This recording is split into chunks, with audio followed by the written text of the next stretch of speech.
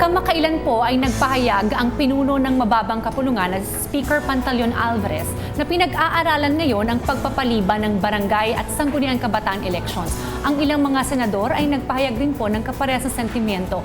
Tanong po natin ngayon ay ano po ba ang mga salik na dapat ikonsidera patungkol sa postponement ng nasabing eleksyon at ang mga implikasyon po nito. Makakapanayan po natin ngayong umaga si Mr. Edel Morales, Local Governance Consultant. Magandang umaga po. Good morning, Diane. Good morning, Jules. Alright sir, para po same page tayo lahat ng mga viewers natin. Basic question muna, ano ba yung pinaka-mandate, yung responsibilities ng barangay level natin? We have to remember na yung mga barangay, the barangay is a basic social and political unit. At dito binibigay ang mga basic services, social and health services. At dito rin binabagsak yung mga project na that emanates from the national and even the local government. In fact, even the barangay have their own source of funding. Yes. They have their own source of revenues, and they can come up with their own taxes and levies. And they are supposed to promote the peace and order in the community, including the protection of the environment. Sir, bakit po mahalaga ang mandato ng barangay at gano'n na rin po ng SK? As we have said, ito yung basic social political unit at dito inaasahan ng mga constituents na they will get direct and immediate benefit from the local government. At itong mga barangay leaders, pati yung Masangguniang Bayan, are mandated to promote the social and economic well-being of the communities. At very basic dito yung promotion of peace and order, Yes. yung safety and sanitation, the cleanliness, the ecological protection, and the promotion of the welfare and social development of the youth.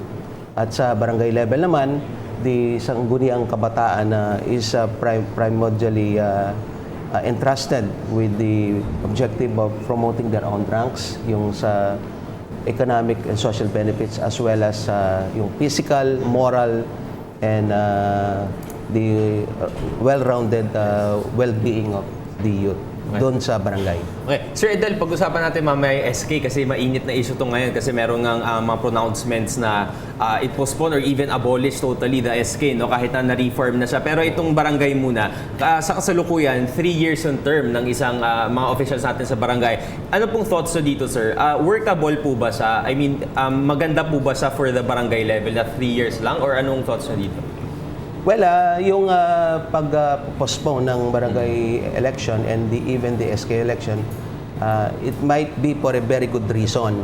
In fact, if you take a look at it, yung 3-year term, medyo gipit. Before, kasi basically yung mga political leaders down the barangay, di naman mga professional managers karamihan dyan. Some of them are politicians. And it takes a little while to learn the ropes, ika nga. And before you know it, it's a year before election, the next barangay election. So people starts politicizing. But if you maximize the term of office of a barangay official, even sa LGU level, like 5 to 6 years, without re-election, then these people will realize that they have really to give their best for the next 5 to 6 years. And after which they're out. So, gano'n lang kabilis dapat? Dapat ganon. And limiting the tenure of the political elective appointees will also help us do away with the problem on political dynasty, too much politicizing and everything. Sir, nasabi niyo kanina the postponement might be for very good reasons. Yeah. Na ilang beses na rin po itong na-suspend itong ating barangay and SK election. Tingin niyo po ba, bakit po ba kailangan po nating i-postpone itong barangay at SK election? Well, actually, that's a pronouncement coming from the national government. What I'm saying is, probably they would like to sync it to the next election for the federalism or for the next local election, yung midterm election. We don't really know what's coming.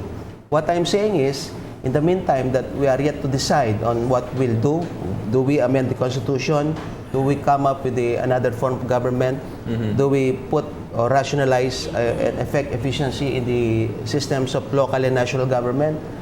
Then we have to lay the cards, make a good preparation. In the meantime, it's a good thing that we postpone the election while we are trying to rationalize things and to make the government work more efficiently.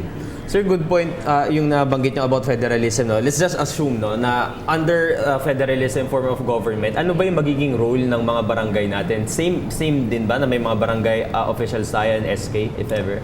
I would say yes. Okay. Kasi nga, we have to go back when we said that the barangay is the basic political and social unit. All services from national down the line goes down to the barangay level. Sa federalism, like in the local government code, ang purpose talaga niyan is to provide more autonomy, to make government more efficient in the delivery of services, basic services at that, para it goes down to the level of the people na maramdaman ng tao yung benepisyo, maramdaman ng tao yung kalinga. If we do not have local government down the barangay, hindi mararamdaman ng tao yung delivery of service. Walang lalapitan yung mga tao na pagsusumbungan, and there will be no vehicle for the immediate relief to the people. And that's the very basic and important role of the local government. And federalism is really giving the local government more autonomy, more power, make them more efficient, more resourceful, and more viable. And that's it. So sir, ang isang posibilidad na mangyari dito, if ever itong postponement na ito ay magtuloy-tuloy, baka maisabay na sa susunod na eleksyon. Tapos yung mga sinasabi nating proposal natin na parang palawigin ang term nito without re-election ng mga barangay level officials natin, isasabay na rin natin sa pagdinig doon sa pagbabago ng ating konstitusyon? Yes, I think that's more like it. Mas rationalize, mas focus tayo, and we put things, we put and see things in the proper perspective. Yun nga, given the time na we can decide on this, Congress can work on amending the Constitution, and Congress can have more opportunity to lay down the basic framework for a better system of government.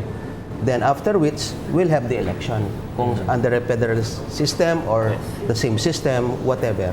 Alright. Okay sir, ngayon naman pag-usapan natin itong SK kasi nga may pronouncement din ngayon na bukod pa sa pag-postpone nitong SK elections, meron din pronouncement na i-abolish siya totally, which is merong statement dito si NYC chairperson na Aiza Seguera na he's against it kasi nga, NYC may hawak ng SK nga dito, especially sa pagmamanage sa mga SK officials natin. Ano tingin niyo dito sir? Ano pros and cons nito? Ano lang yan, I would say na it's a matter of structure. Siguro, some sectors would want the SK or Sangguniang Kabataan abolished or modified in the sense na naging highly politicized kasi ang SK. In fact, because they have the mandate, they have their own source of funding, or may budget sila, some of these young people tend to be nasisway sila towards the political side instead of yung mandato talaga nawawala. What's the mandate of SK organization? To promote the welfare, well-being, the physical and social, and even the moral development of the youth. Nawawala sila. So, yun ang isang puna why some sectors would like this abolished. Okay. But I would say na Secretary Aiza Seguera will not have really problem about it kasi papalitan lang naman yung structure eh. The office will still be there, the youth will still be there. What we are saying, yung mga kabataan dapat pa rin mag-organize siya. Less of being involved in politics. Yun lang. That's the catch. That's the key word. Less of becoming seriously and deeply involved in politics. So, kasi mahalaga rin talaga ang boses ng mga kabataan. Ako Dami. rin, Definitely. parang ang Sangguniang Marami Kabataan. Marami tayo eh. Isang magandang avenue yan para, di ba, ipahayag ang boses natin, mga gusto natin mangyari sa ating bayan. So, repeat ko lang yung sinabi ni Sir, hindi naman talaga kailangan totally need na i-abolish ang SK. Kumbaga, ilagay sila sa tamang focus, yung mga proyekto po nila. I-restructure natin ang organization ng SK. Less on politics, more on community service. Actually, meron ng SK reform na-approve na rin siya ng Congress. So, kaya yun yung mga SK reform advocates, medyo frustrated sila right now dahil sa mga pronouncements. Pero maganda yung nasabi niyo, sir, no, na talaga ma-refocus lang yung channel ng mga kabataan natin. Yun lang ang kailangan. Ba't anong problem natin or ano ba yung nakikita nating hindi magandang epekto kapag ang mga kabataan, sinabi nyo kanina, pag more on politics yung kanilang inuuna kaysa dun sa mga dapat na proyekto na kailangan nilang bigyang focus? Well, some people say na natututo silang sa business ng graft and corruption. That's one point. And the other reason is, sabi nila na masyado silang napupunta sa side ng politics. And that is really a problem. Alright, marami pong salamat sa pagsama po sa amin ngayong umaga. Mr. Edel Morales, isang local governance consultant. Thank you.